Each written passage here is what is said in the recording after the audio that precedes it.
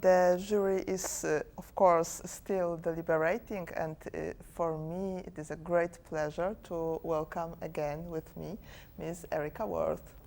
Thank you. Nice to be here again. Erika, we have started already our conversation about competition, Chopin competition, and we talked much about music critics, a very interesting subject for me. Now I would like to ask you maybe more personally. Well, because I'm very interested in it, what are your favorite pianists? That's very difficult. It depends how many you want. But there is one a couple that stand out. The first one is Grigory Sokolov. Oh yeah. For me, he is an artist of the highest level. I would travel far, and I have traveled far to see him. I've heard him in Provence, I've heard Aix-en-Provence, I've heard him at Verbier Festival. That was the last time I heard him in a church where you couldn't hear a pin drop. You know, he's just fantastic. Sometimes in London, he doesn't come to London anymore due to visa problems, but wherever he is, I try to go and hear him, actually. Do you have any especially adored recordings by Sokolov, for example? Oh, what was his latest recording? I can't remember. But, I mean, when I've heard him live, he's played fantastic Schubert. Yes. At Verbier, he did, I'm trying to think of his last recording, but I just want to say that in Verbier, his recital was complete Chopin.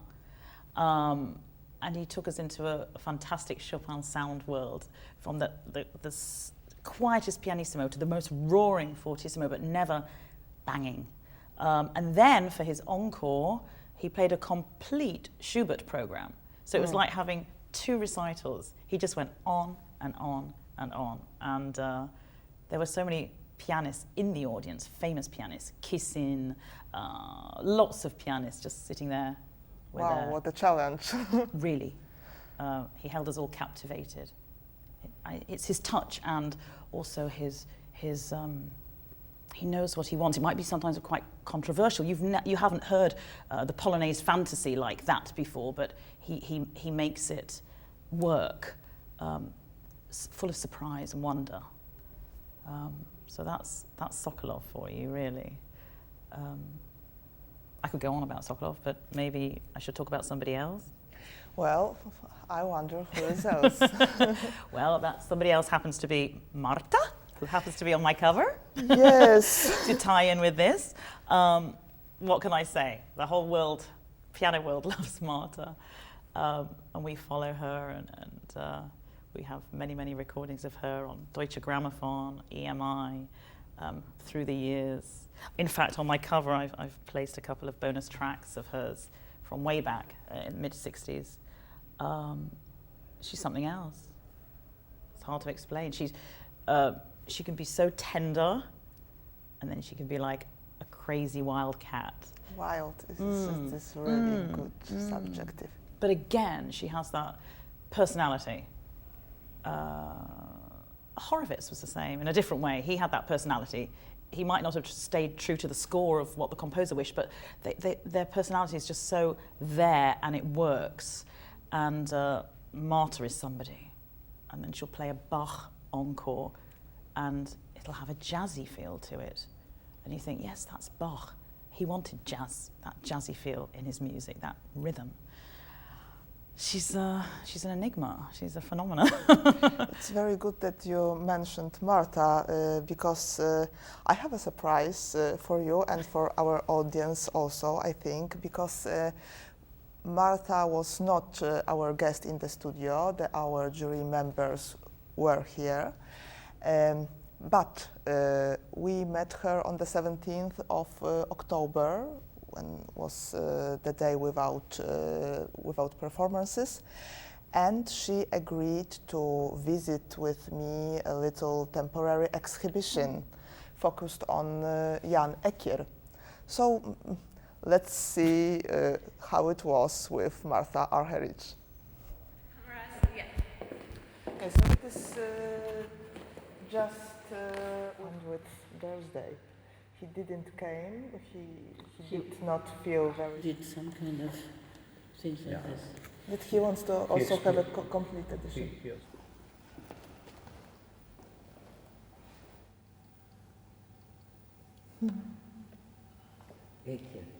Yeah.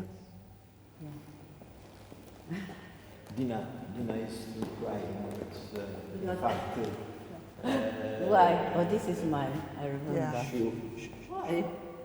It changed my life. And choose the most important. I remember very well.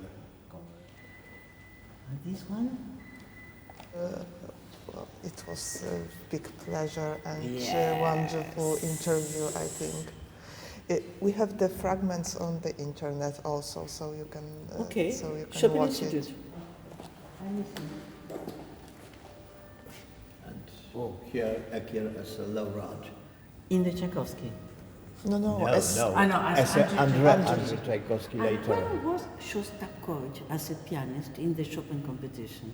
Yes, but he started to star the pianist, I know.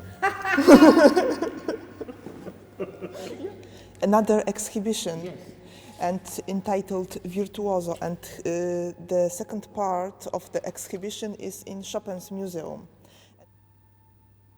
Lying in bed, it's possible.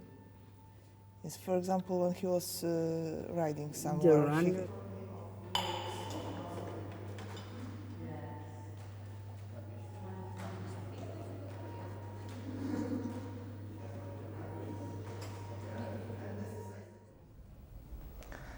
Yes, it was so strong experience. It was my first time when I met Marta. Okay. And before this meeting, I was so nervous and so stressed. And after, I did not remember anything. Oh. I did not remember any word I said. And just the day after, I felt, yes, it happened. It was not a dream. So it was really wonderful to meet her. And she has this power around her, not only when she's playing, but also when she's talking with you. Just a few words, and you feel that charm. Yeah, I saw her in the lobby of the Sofitel Hotel yesterday, and I was sitting having dinner, and a friend of mine said, "That's Marta." So I rushed over to her and gave her the magazine, and I didn't know how she would react, because I know she's not that press friendly. You know, she wants her space, and we respect that. But I had to do that, and I felt very excited afterwards. We said a few words. She said thank you, and went upstairs. Everybody feels that thrill with Marta. Exactly. Her career is the example of the competition career, really. Of course, without any competition, Marta would be also the magician, I suppose, but she started to be very widely recognized after her triumph at the Chopin competition. And this is the way of career for many renowned artists. Yes, absolutely. It is, absolutely, but I guess there are some that do go via other methods. I'm trying to think, there's Leif Ove Ansnes, Norwegian pianist. I don't think he won any major competition. Kissin? Yeah. I'm not sure he did. He was a child prodigy. Evgeny Kissin, a very big name today. Paul Lewis, a very eminent British pianist. Lang Lang, yes, of very course. famous pianist. So I don't think it's the only way, but it's a great way to, it's the key to the future. If you win a competition, you've got everything in order to make it happen. Whether it happens after that, it's up to you. But there are people that have gone around it the other way. The competitions were surely important some years and decades ago, it's obvious. Is the status of such events in today's world the same? I've often been asked that, and I would say, yes, it doesn't happen every competition, every Tchaikovsky, every Leeds, every Chopin, but when it happens, yes, you know. So, and I think we'll look back and we'll say, oh, that person who won in 2000 and whatever is now really, really, really famous. So we've got to follow their careers. You know, some people's careers move along slowly.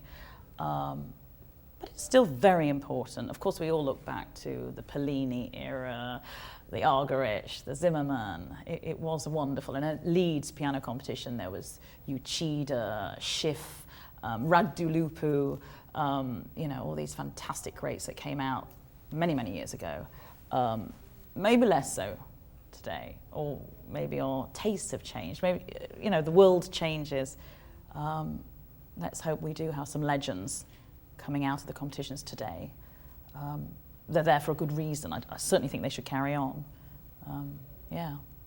Here in Warsaw, we like to think about Chopin competition as about the competition, as if it are no others. But of course, I'm just joking a little bit, because there are many others prominent competitions, and you are visiting not only ours, but also the other ones. Absolutely, yes. To be honest, I've only actually been to the Leeds. I haven't done Tchaikovsky, and I haven't done the Rubinstein in Israel, but I've watched them live stream. But I was at the Leeds very recently. It was a very, very, very different feeling, really. I mean, this is new. This is the first Chopin I've been to. But the Leeds also for the British is a big thing. In the music world, absolutely, we wait for it, especially in the piano world. We know when it's coming. There's a lot of preparation. It's all very exciting. The concert hall is full months beforehand. It's impossible to get a ticket like it is here. Yeah. So yes, it's very important in the piano world in the UK, the Leeds, and people come from all over the world, winners from all over the world. So that's one of the, say, top. Yeah, there's the Van Cliburn as well. I'd say there's those that I've mentioned are the top ones. The Chopin is so specific because you can only play Chopin. Yeah, so what is the difference between Chopin and the other competitions? The repertoire, of course, but what about maybe the atmosphere, the pressure? Is it other or not? The atmosphere is all-consuming here. It's fantastic. I haven't really known anything like it. And, you know, backstage, wherever, people are talking about their impressions of this person, how he played the mazurka. Is it in the style of Chopin? Oh, well, his polonaise was, you know, blah, blah, blah. So it's all Chopin. So it is very interesting. And of course, we've been listening to all these E minor concertos and the one F, you know, so it's just like, wow. So you can really compare. You can really compare. Much easier than hearing 6 different concertos in a final, in a way. You've got to take so much in, but here, Yes. you can hear the same phrase played by everyone, and everyone's different, you know. You mentioned the Chopin style, that people are talking about it. Do you think there exists something like specific Chopin style? I'm not a Chopin expert, so I don't really want to delve into that. Some people like a very feminine way, a very elegant way. I think it has to be elegant, but I think it has to, you know, show bravura as well, and not shy away from being too feminine. It can be so pretty and filigree. But I think there are many ways of playing Chopin. People could disagree with me, the experts in the Chopin world. But I think Martha plays it in a different way to how Sokolov might play it, to how Garrick Olson might play it, you know. Martha each time plays it differently. Of course, everybody does, but really when I observe her, I can say that each performance is so different. Yes. And the emotions, it's a huge range of emotions, sometimes lyrical, sometimes wild, stormy. And we are talking still about, for example, the same E minor concerto. Yeah. Do you think that there are any overall tendencies in pianism around the world? For example, people are playing really faster or really slower, or That's a very interesting question. I think people talk about such great technicians now. There's so many great technicians that it's almost gotten in the way. It's become an obstacle. It's almost like, oh, he's a great technician, but is he musical? There's this whole thing, he can play faster or she can play faster. Who's playing the fastest coda of the first movement of the E minor? I think that's the one thing. Maybe people also at competitions, maybe people sometimes look for, I don't know, a safe bet. It's that technique sometimes gets in the way of the musicality.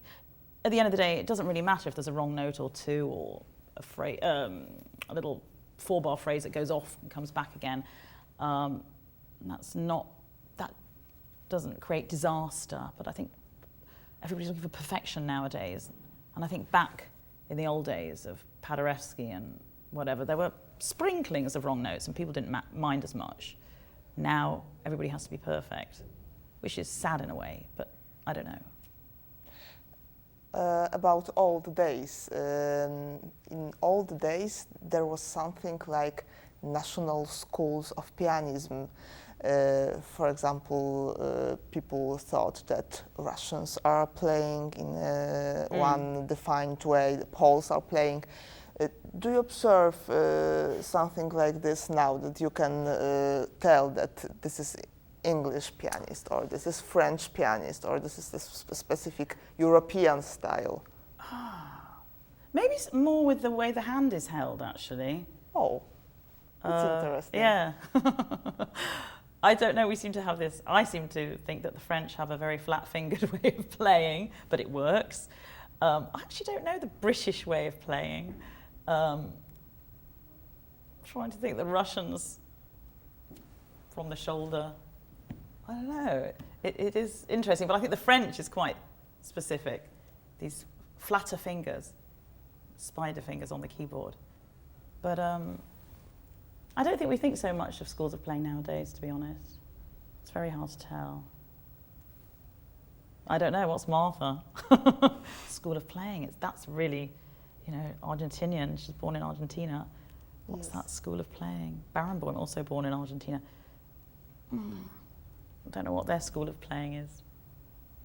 I'm asking also in the context of the wave of Asian pianists. Maybe the wave is not a very elegant word, but there's a huge interest in the Far East in European and American classical music, and many young people from China, from Japan, from Korea are playing piano, and they are great performers. We can see more and more such pianists winning the competitions, for example. Well, absolutely. I think they have such great training at such a young age.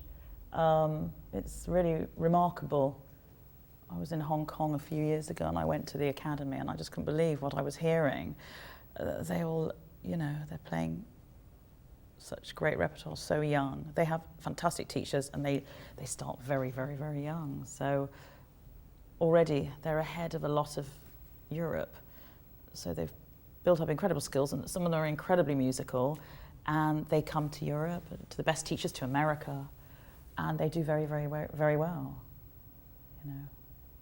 I was talking with Yundi here, and I asked him about the Chinese musical education, and in fact, I think he was right. He told me that since 15 years, so since the moment he won the Chopin competition, it was great improvement in China. It developed very much. Thanks to his victory and the fact that people started to be interested in what is happening. But that's amazing, because I cannot imagine somebody doing a British pianist, winning a competition, and then the whole changing of the UK. Everything, the whole UK.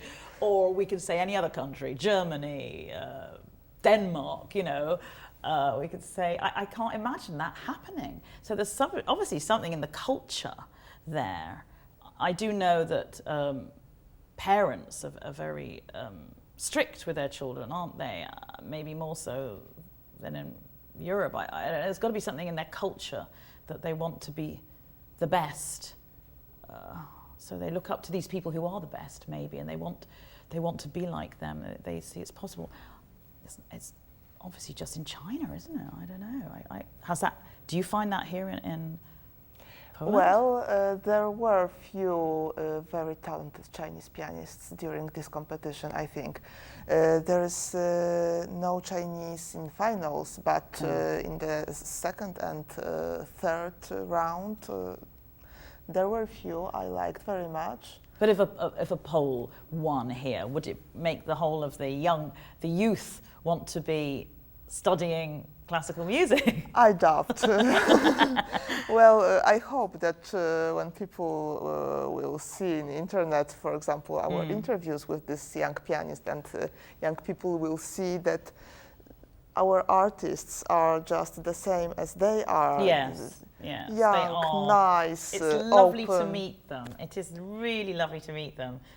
And it's very interesting. As soon as you meet a competitor, your view of them, it becomes a bit personal. It's almost, in a competition, it's nice to meet them after the results, because already when you start to meet them and you notice they're real people with different personalities, it becomes more personal, you know.